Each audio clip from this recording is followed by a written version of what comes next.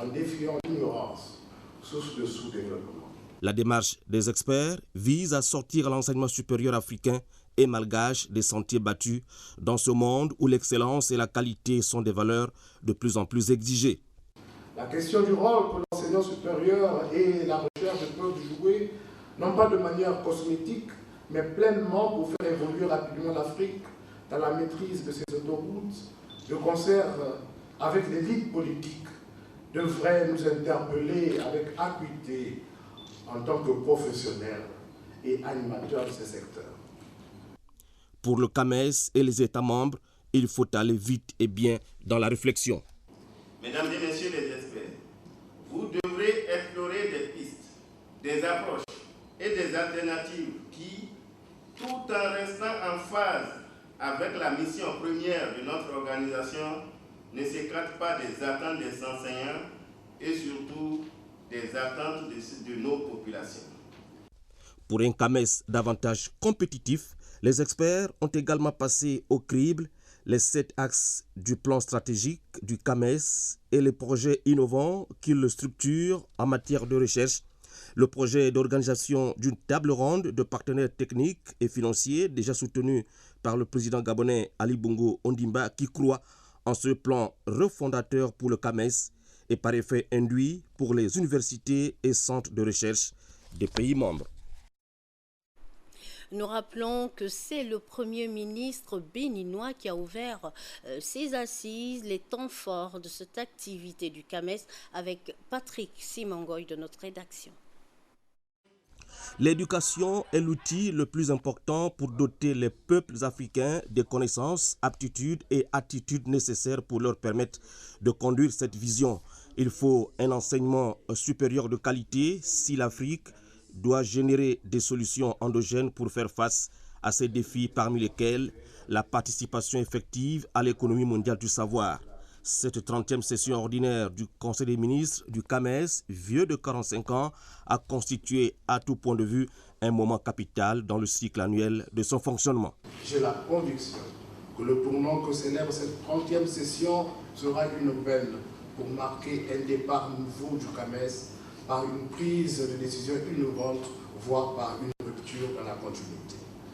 Ce départ nouveau se justifie par la croissance positive des pays africains depuis plus d'une décennie, que l'élite de nos pays doit savoir accompagner avec courage, planifier l'insertion socio-économique par une approche prospective pour en faire un nouveau pôle durable de développement.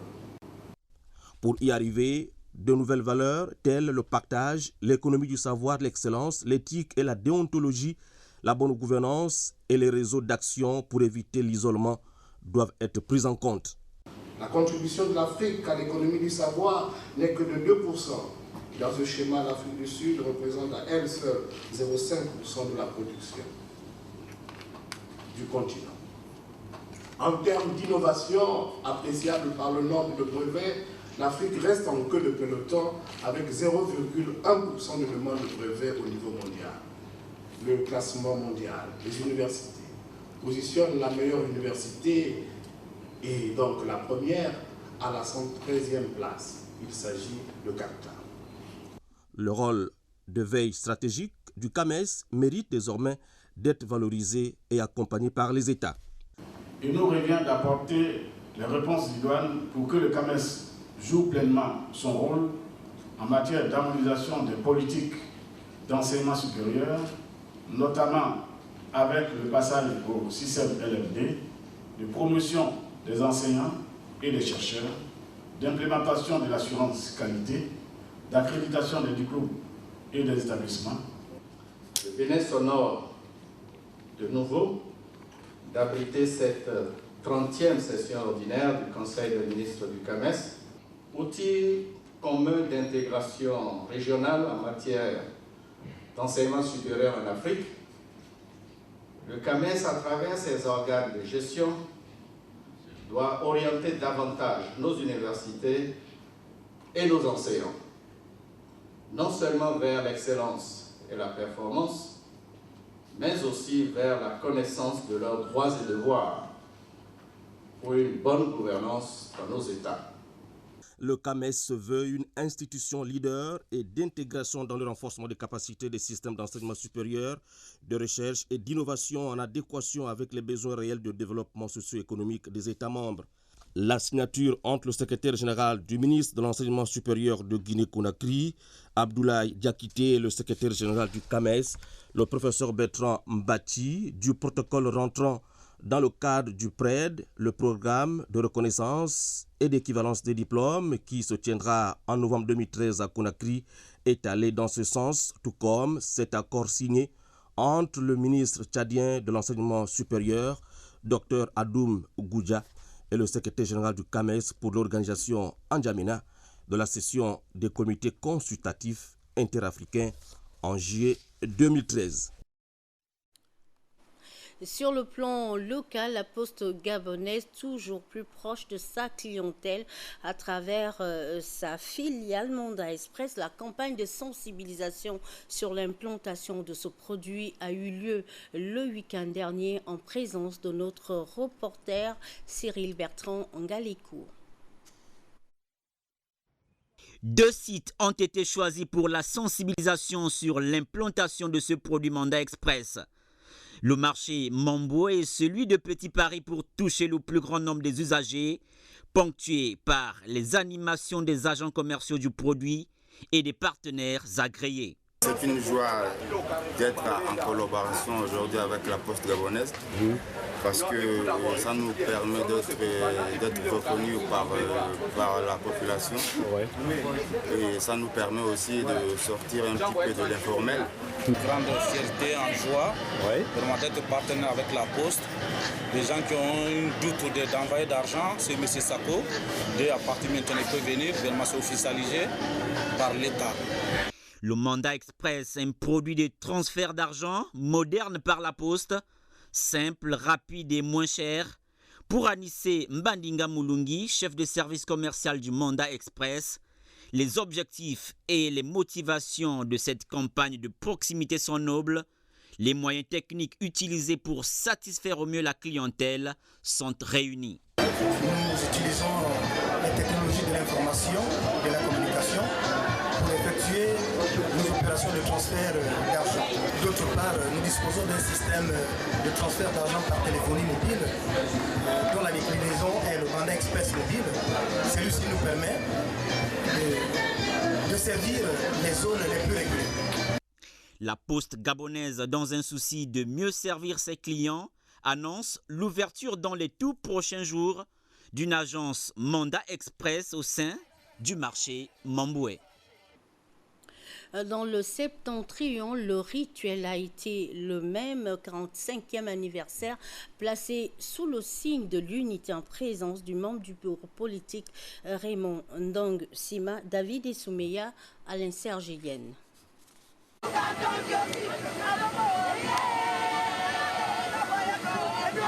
Après l'aéroport de Ouarnokot d'Oyem, où il a reçu les honneurs dignes de son rang, le membre du bureau politique et premier ministre Raymond Ndong Sima s'est rendu à la maison du parti au quartier Peloton.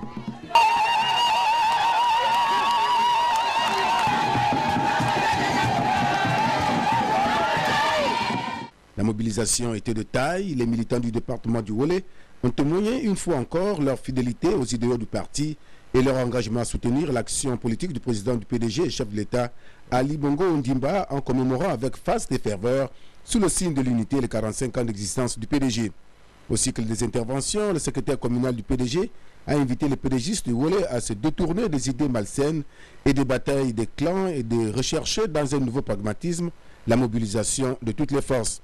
Alors que le secrétaire départemental du PDG a quant à lui rendu un vibrant hommage au président du PDG, Ali Bongo Ondimba, pour la marque de confiance placée au promu, le tout ponctué par des motions de soutien de l'UJPDG et de l'UFPDG.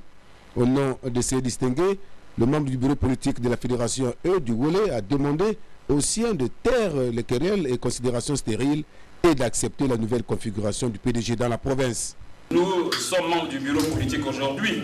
Ça ne devrait pas poser de problème entre nous parce que hier, avant-hier, je dirais avant-hier, les membres du bureau politique, c'était les Richard Nguema, les Onengema, Après eux sont venus les Owonesono et Ngonga. Aujourd'hui c'est nous. Et demain ce sera d'autres. Donc ça ne devrait pas poser de problème entre nous parce qu'aujourd'hui tel n'est plus à son poste ou quoi que ce soit. Je pense que vous avez attiré l'attention lors de votre discours là-dessus pour que ça ne puisse pas poser des problèmes entre fils d'Oyem parce que tel n'est plus à tel poste alors qu'en réalité nous sommes dans un seul parti. Nous, du UNEDEM et d'Oyem, j'ai l'impression que nous n'apprécions pas encore à sa juste valeur tous les efforts que le président fait à l'endroit de notre ville, particulièrement de notre province. Il a nommé un premier ministre, ça fait plus de 50 ans que le Gabon est indépendant, jamais Oyem a eu telle responsabilité. Je voudrais que nous puissions, nous aussi, faire un effort envers le chef d'État pour montrer que nous aussi, nous sommes décidés à soutenir sa politique. La visite des QG des différentes fédérations par le membre du bureau politique, Raymond Donsima, afin de jauger et de constater l'ambiance qui y a régné, a constitué l'un des temps forts de cette manifestation. Le membre du bureau politique a invité les militants à privilégier l'intérêt du parti de masse, David Essoumeya. Dans sa quête de l'unité des pédégistes et des fils du Walentem, et au regard des enjeux de l'heure, le membre du bureau politique du PDG, Raymond Donsima, a invité toutes les forces à resserrer les liens pour l'intérêt du parti, de la province et partant du Gabon. On fait la politique pour prendre le pouvoir et soutenir un pouvoir. Et on le fait à l'intérieur d'un parti politique. Et quand un parti politique existe, il vit, il avance, il change, il s'élargit, il perd des gens, il reçoit de nouvelles autres personnes. Et je sais que beaucoup de gens posent ce problème, mais pourquoi il y a de nouveaux, il y a de nouveaux élargis. Donc arrêtez de poser de mauvaises questions. La bonne question c'est comment faisons-nous dans le Walentem pour être pris en compte dans la politique nationale en nous prévalant d'un poids normal en raison de notre poids démographique. Cette prise en compte, ce n'est pas dans la contestation, c'est dans l'unité. Et c'est pour ça que j'ai aussi soutenu le fait que nous commencions ce mandat dans l'unité. Et ceux qui sont changés, aujourd'hui je suis Premier ministre, hier je ne l'étais pas, demain je ne le serai pas. Quand je ne serai plus demain, ça ne devrait pas être un motif de palabre.